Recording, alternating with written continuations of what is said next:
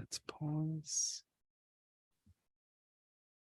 Okay, good morning. We're gonna finish this Perek today, which is only like 3 or 4 psukim. But you'll see this is also a transition in the Sefer because we go from like with a lot of this prep talk, a lot of this pep talk and prep talk, where you're Moshe and the people, and we're sending out the spies, and we're coming, and we're going, we're dying. You have to believe in Yehoshua, and we have to write the Torah. We have to have these ceremonies and be across the sea, across the river. Now all of a sudden, now we're going to kind of switch gears and say, okay, now we have to actually go into conquering. So starting next chapter, you'll see the next chapter is already the beginning of the conquest of Jericho, which unfortunately was in the news on the last couple of weeks. Jericho. We don't usually think of Jericho as places that have terror attacks, but I guess everything's game now. Who knows? Anyway, so we're in the middle of, or towards the end of Perek, Pasuk Yud Gimel, verse 13. Vayhi bihiyos Yehoshua biricho. Let me just read through the psukim, and then automatically it's going to pop up in your head, like kind of this reminds me of something, or what's going on here, or whatever you're thinking. So Vayhi bihiyos Yehoshua biricho. It's like, oh, by the way, when Yehoshua was in Yericho, and Yericho meaning on the outskirts of Yericho, he was in Yericho area. Vayisa eina vayar v'hine ish omed lenegdo v'charbo shlufa biyado.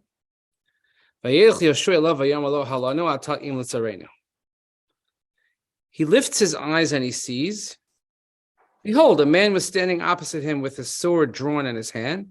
Yeshua went toward him and he said, are you with us or are you against us? Where he doesn't say against us. He says, are you with us or are you with our enemies? Vayomer lo, Keni sartzva Hashem atavasi. He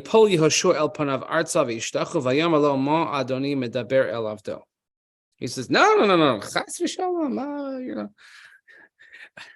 I am the commander of Hashem's legion. Now I have come. So Yeshua falls down on the ground. He bows down and he says, what does my master say to his servant? Vayomer tzar tzva Hashem al Yeshua, shal na'alcha me'al raglecha, ki hamakom asher ata omed alav kodeshu, vayas Yehoshua kain. So then the commander of Hashem's legion says to Yeshua, take your shoes off, because the place in which you stand is holy, and he did so. Now that's actually the end of the Perek, but you'll see that the first pasuk kind of stays in the same paragraph. If you look at the structure, which is going to be important for later on, Yericho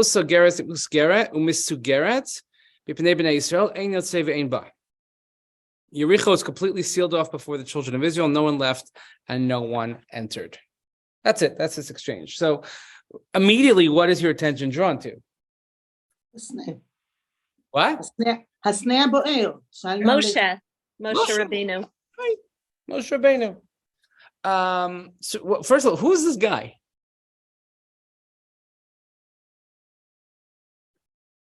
Why would you believe him? Probably an angel.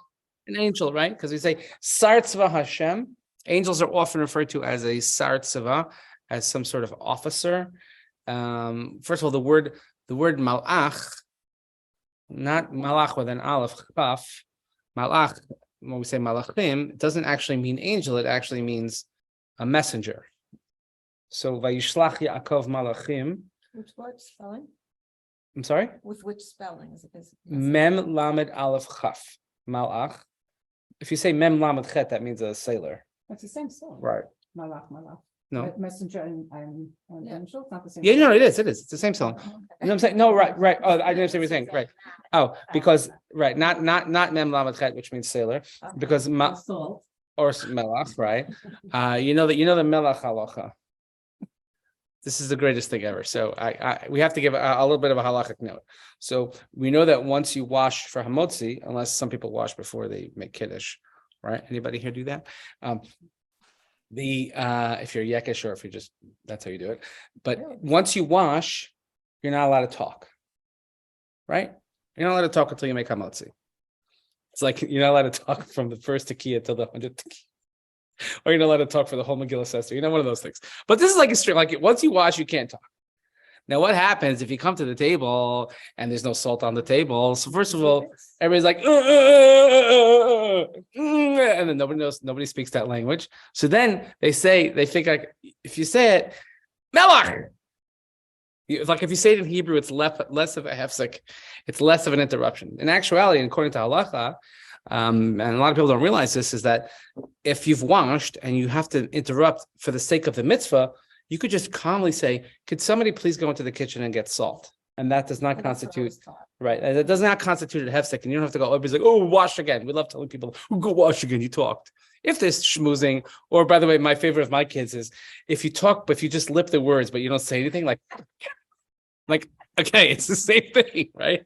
But we always say, but the instinct is to say, melach, melach. Melach, then that's we're not talking about that melach. It's funny. The laws of hefsek are very unusual. The same thing, by the way, if you're in the middle of Shemona Esrei, this is a fantastic law. And then people, like, when you tell them, like, what? In the middle of Shemona Esrei, and let's say you're davening without a sitter, and then you just like blank out. You have a senior moment, which I tend to be having more and more of lately. Can't remember names and things like that. It happens. And once I start getting the ARP mail, that's it. It's like there's a direct correlation. But the what was I saying? Oh, if you're in the middle of Shemona Esrei and then you forgot the words, you could you could walk to the back, grab a sitter, go back to your spot, and continue Shemona Esrei. The same place. Because you always think like, well, if somebody passes you by, are you supposed to not let them through? Right. So like you have to block them. You have to put in a. So the malach technically means messenger, but an angel is a messenger of God. That's where the word comes from. So let's say Sar Tzva Hashem, it's an angel of Hashem. So again, this automatically reminds us of the episode of Moshe. But the truth is that there's this Vayisa Eina Vayar V'hinei Ish.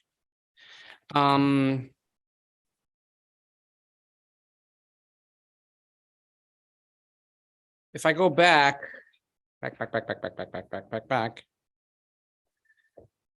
the first time somebody was Vayisa Eina Vayar, Abraham. correct, the mundo, right?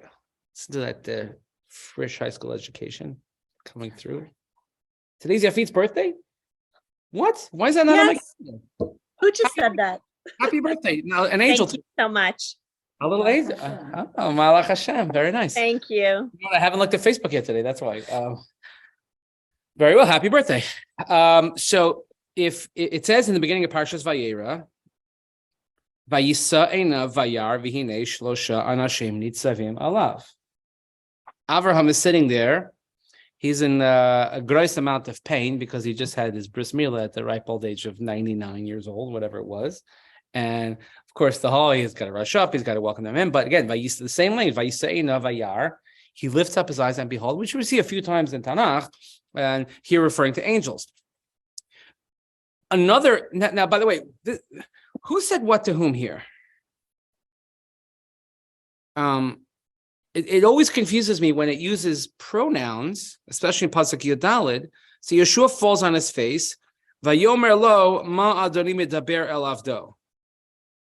Now, ostensibly, I think it means that Yehoshua said, not because he says, I'm Sar Tzva Hashem, so Yeshua is subjugating himself to the Sar Tzva Hashem, and he says, what does my master speak to his servant? Yeshua lowering himself, saying this is obviously an agent of God, an angel of God. So, but it's still unclear kind of who's speaking to whom. So it always reminds me of the most unclear conversation that we ever have is, of course, when Yaakov meets the angel. And it's a similar type of thing. Now, here's an angel that's greeting him with a sword. Charbo shlufa biado. This is a term also that we find in Tanakh. I mean, it's a common phrase. That's just what we would use when somebody is ready to go to battle. The sword is drawn. It's not like he just has it on his side, but the sword is actually drawn. So in Parshas Vayishlach, and if you have a Tanakh, if not, it's fine. But it's in chapter 32 in Bereshis. Okay. and verse 32:25. 32:25. Parshas Vayishlach. Rachel, we're making soup today? It's a soup kind of day. I hope so. It should be a soup kind of day. Okay, so Yaakov, they're coming back from they're going about to beat Esav, and he separates the troops and everything. And that, if you're in the Tach, it's page 80. Page 80, actually, I want to say. Okay, so towards like 2/3 of the way down. Vayivaser Yaakov levado vayayavek ish imo adalas hashachar. Again, hear that ubiquitous ish, that Yaakov was left alone, and somebody wrestles with him until dawn.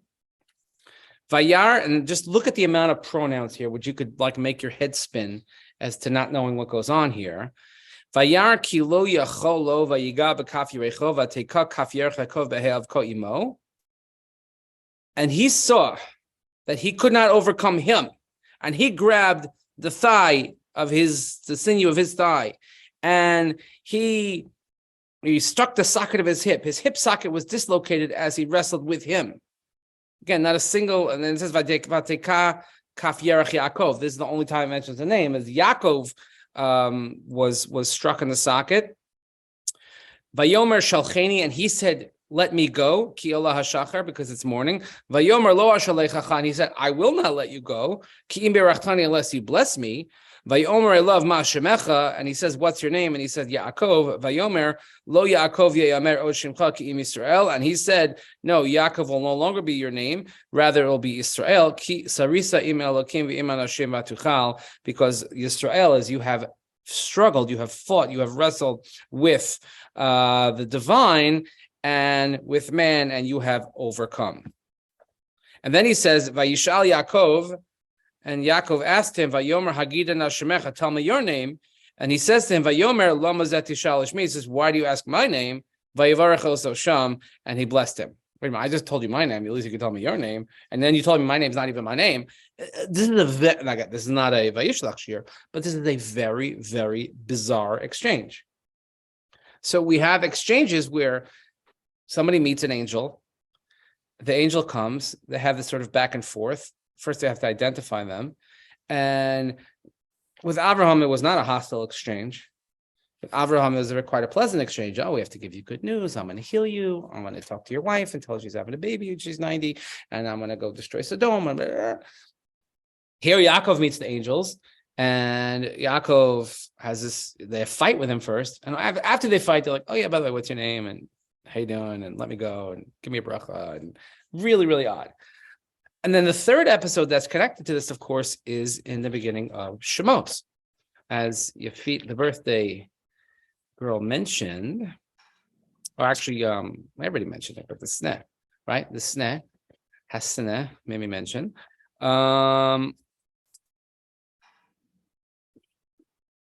Page 138, if you're in the Art Scroll Tanakh, but it's Perek Gimel, Pasuk Bet, very, very top. Gimel Bet and Shmos. Shmot Gimel Bet. By the way, wish me luck. I have a PTA conference for first grade. I need a mamish a lot of luck. I should, right? I think, can I call in sick for that? What someone told me a very long time ago at the conferences, when they tell you something about your kid, you say, "What are you doing about it?" I'm just afraid. You know, If it's at school, I have to deal with it at home, right? What are you doing about you have most of the day, like, I mean. So we were just last night in our Gemara, we were reminiscing. So today's March 14th, right? You think of that March 14th, 3 years ago, and the world fell apart, 13th, 14th, 15th, like. So I was mentioning my share that we spoke to our kids, and every time I mentioned our kids, like, they probably blocked out certain parts of that period of time. Of like, remember we had to do this? I'm like, yeah, totally don't remember. I mentioned on Shabbos that I had to make the Pesach schedule. But Pesach is coming. I'm it's within a month. I could say Pesach as much as I want now. I'm allowed. Okay, I'm allowed. Summer's over, basically. So I make the Pesach. When I make the Pesach schedule, what I do is I take a previous year schedule that fell in the same days, and I just mark it up. And Alicia beautifully makes it look nice because I take my menus from previous Me too. years. we already correct them. So I can't type and have the most god awful handwriting. Both my parents are doctors. Like I had no shot at anything. Okay, anyway. So and I'm looking like, okay, I just have to find when the last time Pesach fell on Wednesday night. I'm looking. I'm like, I can't find it. I'm like, I can't believe that in 10 years that I've been here, the Pesach never fell out this way. And then I realized it did in 2020. In 2020, there was no Pesach schedule. There was a million other communications, and I came well, and you have to say this and do this and and fast the Bechorim. I'll do. I'm like, oh my god! And it's like, but we blocked out a lot of that stuff. So we were talking that Ben Shaul, who was here last night. So we were on our way back from, if you remember the Cohen, the old Cohen that he passed away, was his funeral. This Friday Cohen, he lived in West Orange, and we were coming back from his funeral, and then somebody told me, he said, by the way, the rabbi who officiated his funeral died of COVID. I didn't know that at the time. Oh my god! So we're on the way back. He's in the car with me, and all the rabbis, we have these conference calls. Are you closing? We are closing. We're not closing. Yes, closing. Maybe closing. It was like back and forth. Like we didn't know what we were doing. We were supposed to have a big Friday night dinner. He had Larry's party. Laser. At some point I said, I'm not coming. He says, okay, I understand. Eventually he canceled it. Laser Rothenberg was having a 60th birthday special thing. The Maccabees were coming, or the Weistuds, whatever. I think Erica Brown was supposed to come to that job. Karen's like, "How are we gonna be?" I'm like, "It'll be fine. It's nothing. It's just a cold, whatever." Yeah.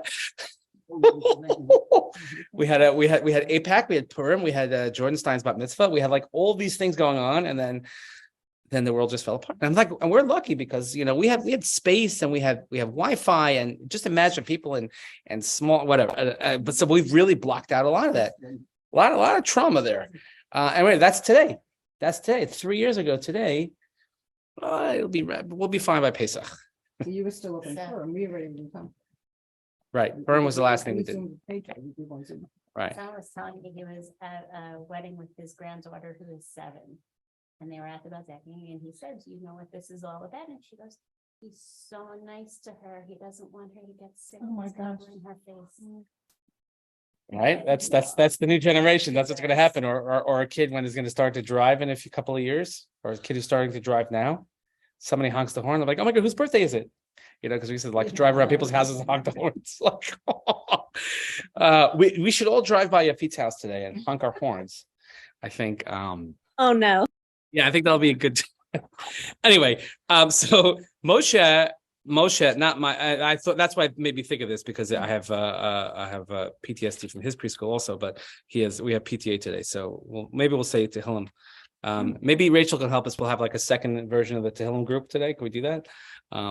Anyway, so Moshe he ran away from Egypt, and he's tending the Shepsela, and of course comes to Har Elokim Chareva. He doesn't know it's Har Elokim yet. Very top of the page. Vayera malach Hashem elav belabas eish mitoch hasneh. An angel here right away tells us it's an angel. In verse 2, pasuk beis, Gimel beis. The angel of God appears to him in a blaze of fire from amid the bush. And behold, the bush was burning in the fire, but the bush was not consumed. There's got to be some sort of symbolism there, I'm guessing. The Kutzker has a famous interpretation of this where he says, was Moshe the only one who could see it? He says, no, everybody could see it. Moshe stopped to look. There are a lot of things in life that, they're right in front of us. We have to just stop and look. So, Vayomer Moshe Asura Nove Ere Esamara Gadol Hazeh Madule Versneh. Moshe's like, I'm going to turn aside and look at this great sight. Why isn't it burning? Vayar Hashem Kisar Laros. But Moshe is like, it's kind of this like tentative, like, look, right? Hashem sees that he's Sar Laros. He turns aside. Vayikrai Lev Elokim Mitoch Hasneh. Vayomer Moshe Vayomer Hineni. And Hashem calls him from the bush, from within the bush, and he says, Moshe. He says, here I am. Halavai once I should get the response, Hineni. Vayomer al Tekrav Halom. He says, don't come closer. So like, am I going closer? I'm not going closer. Shal na'alecha mi'al raglecha. The exact same phrase. Shal na'alecha. Remove your shoes from thine feet. Ki hamakom asher tomer love ad maskodeshu. For the ground on which you stand is holy. Now, what does it say here? Shal na'alcha me'al ragacha ki ha'makom asher ta me'sham asher ata omed alav kodeshu. Virtually the same exact phrase. Okay, and then he goes on and he gives Moshe his whole charge, and now Moshe is going to begin his career as Moshe Rabbeinu. So, I guess the one of the parallels is quite obvious that Moshe is now being charged with his mission as the leader. Yoshua knows his mission already, but maybe this is sort of like putting him into the next stage of, just like Moshe had this sort of inauguration, coronation, whatever you want to call it, but he had some sort of formal something to put him in this leadership position in earnest, even though Yoshua's he's there because Moshe's gone and he's taking the people across this and that. But now we're going into conquering phase. We have to look at something, and I'll share with you a modern commentary on this. But what's the notion of taking off your shoes? Did anybody here, like, do you have to take your shoes off in your house? No, Anybody? I have to buy my kids. By your kids, you have to, or And some people, my sister-in-law. Right. right. And anybody here, like, Mitzvah Shem, you'll be like a certain age and we won't have to, right? Although the new Terminal A, they have the new machine, you don't have to take a computer or your iPad out of the bag. So like that's one thing that'll save you 1 minute and cost you 25 other minutes. But but there also there's a thing where you ever have, let's say, grandparents that said to you, like, don't go barefoot or don't go without shoes. Anybody ever hear that? Oh, because it's like morning. And my grandparents. Yeah. Right, because it's like Avelis. I'm not a shoes off kind of guy. As a matter of fact, I don't even like walking barefoot at all. Maybe today they would call me I'm sensory. They would tell me I would be in all sorts of programs right now if I was in school today. For my handwriting, I would be in some sort of like OT, and for my behavior, I would be in like some other therapy. And for my that's just when we grew up, we just the parents sent you out and they said come back when it's dark. Now we have to like track our kids every second, and oh my God, you read a red light, and whatever. But the taking off of shoes. So we take off shoes in morning.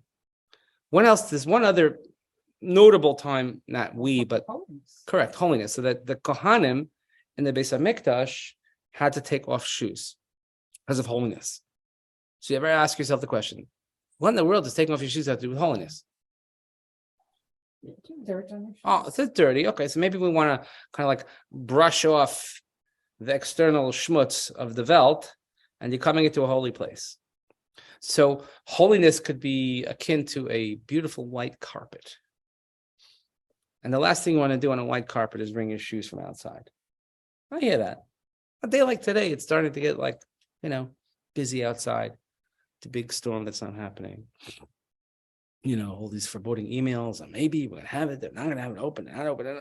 Look, it's flurries. Okay, big deal. So maybe your shoes are a little bit wet. All right, we have a mat in the front of the house. And we wipe our feet before we go in. Or if your feet are, you take your shoes off and then put on slippers like Mr. Rogers. Thing also not to and say brachas without shoes. Like some of the people who don't wear shoes in their house then won't say kiddush without. Right. Correct. It's like holiness for the Kohanim, but the opposite of holiness for the regular people. Right. So does that mean shoes or bare feet? So could you make kiddush or daven in socks? We won't. I won't either. I will. I don't, I put on shoes when I'm gonna light candles. So you're a I'm tzaddikus. barefoot all the time. I'm barefoot almost all the time. But I put barefoot, shoes on. barefoot, or sock barefoot. Barefoot, but now you can make me think about this. I used to be barefoot until I broke my toes a couple times, and then I'm like, okay, wear your shoes from now on. Right. I'm a big slippers guy. I like slippers in the house. But yeah, I wouldn't. You're right. I'm with you. I wouldn't make kiddush without some sort of footwear on. It just doesn't feel right. But socks are sufficient. Socks are definitely sufficient. Well, are they slippers? No, because you have to understand that in the time of the Gemara, the time of the Gemara, nobody wore socks. I Wasn't don't have to be shoes, but it has to be at least. slippers. covered something, Yeah. not barefoot, Right. not like barefoot. But here we're saying is that probably if he was wearing socks, he would say, take off your socks. So something about being on the ground. And if I could, Yoga, connecting with the earth. no, that's exactly it. Or if you remember the great scene in the classic film Pretty Woman, when she's straightening out Richard Gere and she makes him go barefoot in the grass. She's like, I walked away. The fact that I may be saying this, and you're looking at me like, oh my God, Best movie, best movie. It was a great movie, by the way, and a fantastic music soundtrack. I'm just telling you, it's a really, really good. I'll get over you, anyway. I'm the king of wishful thinking. That's the great song. So a great film. Wait, Miriam, have you seen Pretty Woman? Oh, I think I Different want to read the generation. book, but I never read they, the they book. made a book of it. There's a book.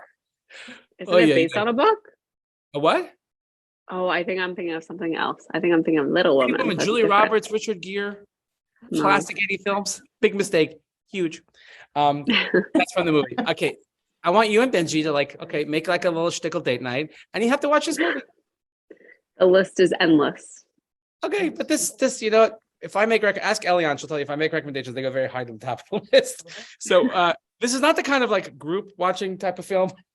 It's whatever. It was a classic 80s, like feel good, exactly, rom-com movie.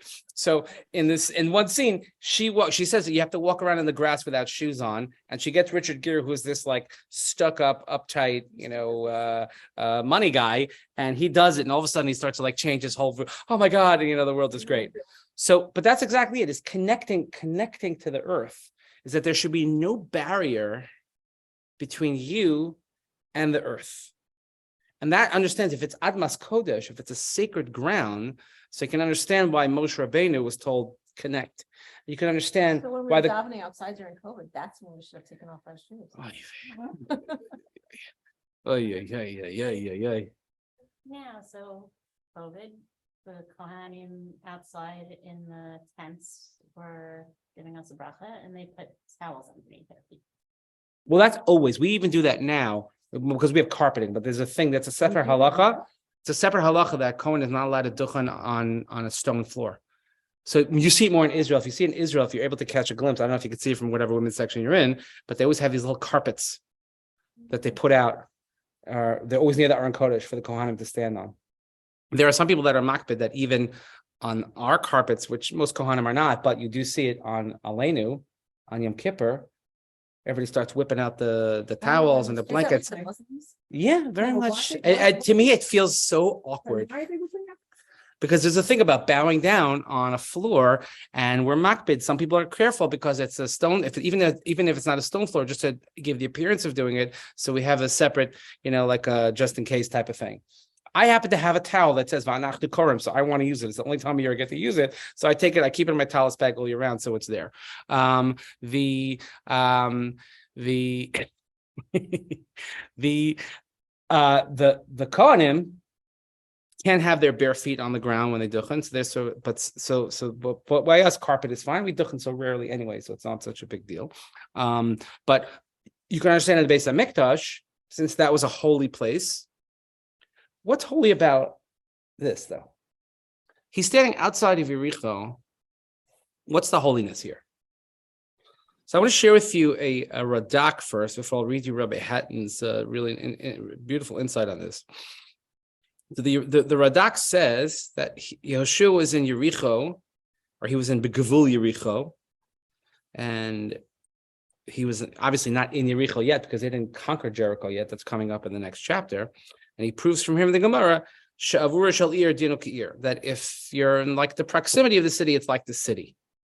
Okay, so there are a lot of, depending on where you live. I mean, we say I live in Livingston, that's no problem. So if you're familiar with the five towns at all, okay. So there's a wonderful neighborhood in the West Lawrence, right? If you know West Lawrence is on the other side of a very large road called 878, and it's New York City.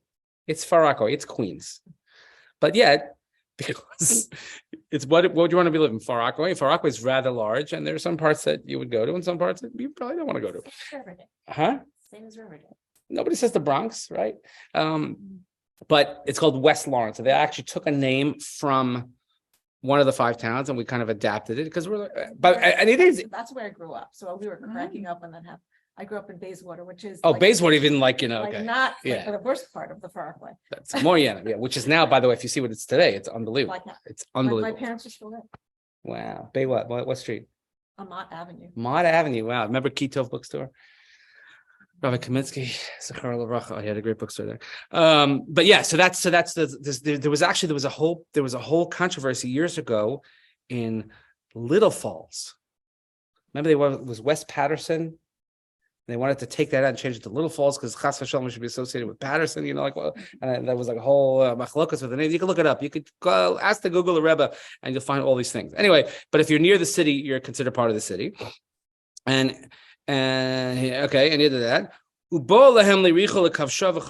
they're coming to conquer the year. HaKadosh Baruch Hu shalach malacho liHoshua kedei lechazko lekavsha ulebisro.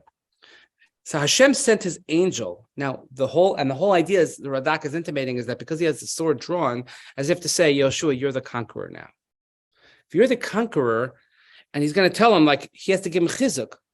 Because Yeshua's never really gone to war. They had a couple of skirmishes on the outside of with Og Melech HaBashar. I don't know how much Yeshua was involved, what they did. But he's like, now you're going to have to go to war. You're with the people here in the land of Israel. There's no more mun. There's no more cloud. There's no more fire. There's no more of that stuff. Like you're on kind of, even though everything's going to be miraculous, but you're going to have to go to battle. It's like, you got to go to work now. It's like telling a guy who leaves Kollel, like, you have to go to work.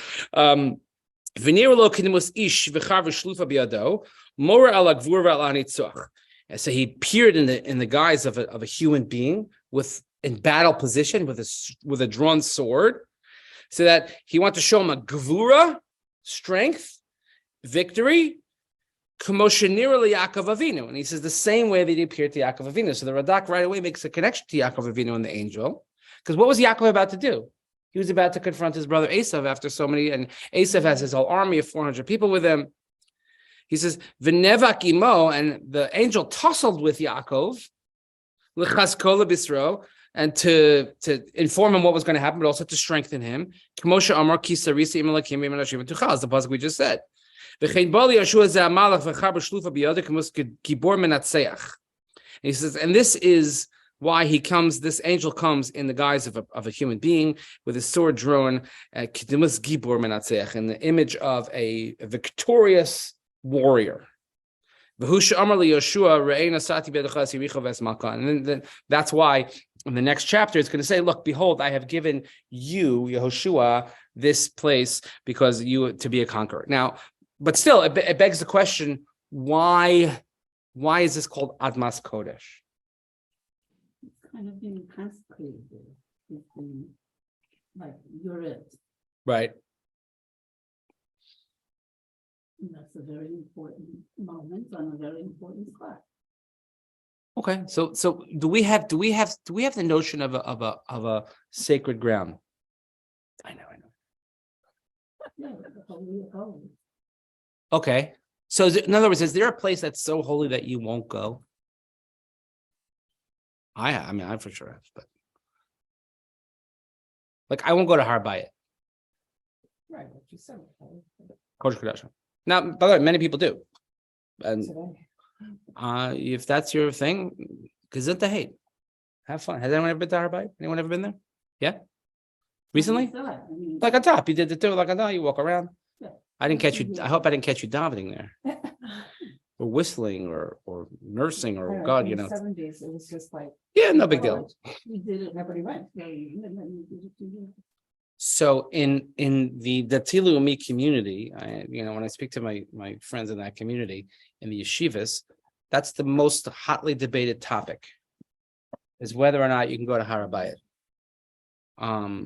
And why, which. Bring it up when I get home. Huh? We'll bring it up when I get home. So many people. My girls in seminary, and one who went last year, one is going next year, the same place. So, and she's actually on the cover of the Mizrahi magazine, Rabbanit Shani Tarragon, who's like the biggest all-star of like women teachers of all time. She's amazing. She's incredible. Shani Tarragon. Very creative. She is, and so passionate, and such an incredible teacher, and just such an incredible human being. Really, really. And what she's done for my kids is just, and I can imagine for thousands and thousands of students. And I don't know how she has the time to even prepare anything, because she's always teaching here, there, and everywhere. She spends the summer in Mosheva and whatever. But I know she has a thing that she takes kalas on the day of their wedding to Har Bayit. A very holy spiritual experience. Okay. My understanding of the sugya and my rebbe, I don't go. But by the way, I don't need to go. I don't have this great big yearning to go up there. I've seen it on video and I could see it from higher places. You could look, if you're on Har Zesim and you look down, you could see a lot of it from over there. Okay, fine. But that's an example of someplace like I wouldn't go. And then we don't have so many Admas, but that's obviously clearly Admas Kodesh. As a matter of fact, the Gemara says that, of course, the places where you can't walk, you can't even fly over it. It says that Kedusha is Ola Rakia. So you couldn't, I don't think you could take an airplane in that airspace anyway, but if you could theoretically, without starting a world war, then you wouldn't even be, you shouldn't even be allowed to fly over it. But if that's the thing, then isn't it a little weird that Moshe took fishes? Like what was? Well, God told him to. Right, but Well, what was what- But that was, about but where was that? No. Because where was It's he? Rodney's there. But where was he? Where? It was that, the snail was in her bite. It says he was a Har Chorev, Har Elohim. It says he says El Har Elohim Choreva, not Har Bayit in Mount Sinai, Har Sinai, and that's why Hashem said to him, by the way, you're going to come back here and get the Torah, right? Elam Hakom Hazeh. The snail was on, so Har Sinai would be another one. If somehow we found out where Har Sinai was, if we knew where it was, lots of different opinions amongst the Gedolim of archaeologists about where Har Sinai is. Is it in the Sinai? Is it in Saudi Arabia? Like different places it might be. There was a great novel that like a adventurous type of, almost read like a spy novel by a guy named Bob Cornuke. Well, I remember that name, but I can't remember like somebody I saw yesterday. He wrote, it's called The Gold of the Exodus. And they think that they found Mount Sinai based on radar and this, they think it's in Saudi Arabia. But theoretically, if we knew exactly where Har Sinai was, probably wouldn't go there. Okay. I guess now for a Kohen not to go in a cemetery, that's not Admas Kodesh, that's just prohibited. Mm-hmm. So I understand it based on Mikdash. I understand the Sneh and Har Sinai. The holiest places was in Saudi Arabia. It will be the weirdest thing that Saudi Arabia is in the holiest of places. It depends how you look at it. Okay. You know, God, all I know is that God has a sense of humor. God has a really, really good sense of humor. And sometimes we're not privy. So I'll just share with you this one insight that he writes. And he asks this question: why is it that this is considered a holy place? So he says perhaps the answer is in the Radak that we just read. I'll paraphrase you and I'll just read you what he writes, is that, Yeshua has to go to war. Now, war's ugly. But then there's war and there's war. So Yeshua has to kind of learn that there's a responsibility in war. People always get annoyed when they talk about modern day Israel and they say, oh, it's the most moral army in the world, all these types of things, whatever. And they go out of their way to try and save human lives, et cetera, which we know. People like to hear it. It's like, why bother? Okay. So, and maybe that Joshua, who prevailed against Amalek in his younger years, was no stranger to bloodshed, have been pondering the same tragic truths when the angel appeared to him, bearing Hashem's intervention and assistance. How could he lead Israel into the battle for their survival while at the same time impressing upon them the dignity and inestimable worth of human being? How would the army of the Hebrews be inoculated against the type of gratuitous and sadistic wartime brutality that was widespread in the ancient world and no less common today? Enter the emissary of God bearing a drawn sword and a profound message. The land of Canaan, from time immemorial, a flashpoint of conflict, is yet hallowed ground. The empires and civilizations that were forever vying to rule this land bridge between Africa and Asia, a corridor that constitutes a critical conduit for commerce and for culture, played out their petty passions on its slopes, strewing them with death and destruction. But the sanctity of the land, its potential to radiate God's healing words to a devastated world, could not be expunged. Yehoshua and Israel will prevail, the city of Jericho will fall, and the Canaanites will be defeated, but the people and their victorious armies must never lose sight of the land's sanctity, of a man's inherent worth, of the vision of a better world in which warfare is archaic and killing obsolete. Canaan's city-states, materially advanced in culture though they were, never succeeded in advancing that vision even one tiny increment, because it was an idea that was antithetical to their polytheistic values. Remember, we saw there were many different tribes. If we saw all the different 31 nations they're going to have to kick out, but they never did anything together. Usually the only time that non-Jews do something together is when they want to come against us. That's usually how it goes. That's why when we talk about Shvach Hamascha, it goes from singular to plural. and plural to singular, because when a non-Jew singular, when they're against us. The angel of the Lord, however, addressing Yeshua on Yericho's outskirts, makes it absolutely clear that his mission must be different. Hashem may countenance justified bloodshed, but he will not tolerate wanton cruelty. The concept of Canaan's hallowed earth implies an intimation of the divine and a corresponding necessity to tread upon that land with greater care and heightened sensitivity. What is tolerable and considered natural in other lands, namely viciousness, violence, and cold-hearted cruelty, all committed in the name of victory, is wrong when perpetrated by God's nation and out of place when committed in the land that is the focal point of God's concern. And he says, and the further support is that the fact that the beginning of the next Perek is actually connected to this. The paragraph ends with pasuk aleph of the next Perek is, and you yichos segeres v'segeres ein yotzei ve'ein ba. It's one and the same. But the notion of admas kodesh, and maybe if we say whether it's we take our shoes off because we don't want to bring our the schmutz from the outside world in, or maybe really literally connecting to the earth. Look, we call it Eretz Kodesh. Right. The Holy Land. Right. It is holy. So here, but that holy not just in its physicality, but also in its meaning and what it represents and what we should represent as a nation that's going to take over this land, which, by the way, is Nogea ad Hayom Hazeh. Now, I'll tell you that maybe it was 2016, 2015. I don't remember what year it was, but the first time I actually planted a tree in Israel. We read about it, we do it, the Sal Shabbati, the whole shtick, okay? And I'm like, okay, well, I'll do it. I thought it'd be like some dumb, cheesy thing. It was actually very meaningful.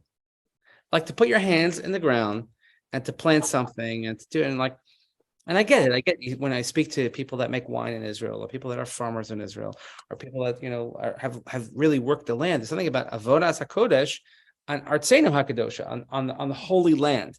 It's really, really something special. So here, this represents Yehoshua now. Okay, now you're going to go into conquering mode, but don't forget that you're the leader of God's people, and God's people behave a certain way. Such an unbelievable, such a few psukim, and that's why it draws back to Moshe, and that's why it draws back to Yaakov, when Hashem sends an angel or something to remind them sort of like to charge them with their mission, and that creates Admas Kodesh. So think about, and sometimes in our lives, when we're sent to do a certain mission, we have to do something, we have to stand on Admas Kodesh. Now, maybe not literally holy ground, but anyway, that's this. So we'll see next time, God willing, the actual conquer of Jericho. If anybody could dig up the sheet music for Joshua and the Walls of Jericho, the piece that I played on the piano when I was about 7 or 8 years old, we greatly, greatly appreciate it. My father always loved that one. Joshua and the Walls of Jericho, Jericho, Jericho. I don't know, whatever. But that's about all I remember. But I could, what? The Google the Rebbe, I'll find it. Yeah. Yeah, I'll find it in no time. And let me just think. So let's see. We're still good. You'll let me know when you need the Pesach prep time, or if this is a good escape from Pesach prep time. You'll let me know. But I'll see everybody, God willing, next week. Thank you. Hi, happy birthday to you. Thank you. Happy birthday, dear Yafid. Happy birthday to you. Yeah, I want to say that we're only unified when that thing's. And many more. That is correct. And